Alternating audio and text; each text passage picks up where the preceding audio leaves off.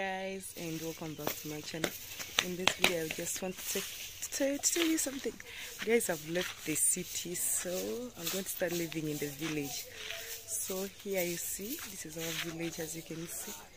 So I'm going to be taking you through this life in the village. You see? So right now I'm going to take you in the kitchen. It's super nasty, so I want to clean it. So go with me.